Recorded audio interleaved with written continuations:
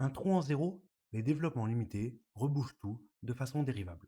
Voyons trois fonctions que nous allons prolonger par continuité et étudier la dérivabilité de leur prolongement.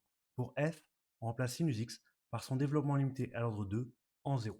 On simplifie par x. Donc f tend vers 1 en 0, ainsi f est prolongeable par continuité en 0. On note f tilde son prolongement par continuité. De plus, f tilde a le même développement limité que f en 0. Comme f tilde admet un développement limité à l'ordre 1 en 0, f tilde est dérivable en 0. Et la lecture des coefficients du développement limité nous donne que f tilde de 0 égale 1 et la dérivée de f tilde en 0 vaut 0.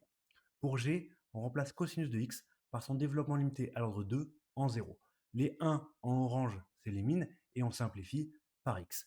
Donc g tend vers 0 en 0, ainsi g est prolongeable par continuité en 0, on note g tilde son prolongement par continuité. De plus, g tilde a le même développement limité que g en 0.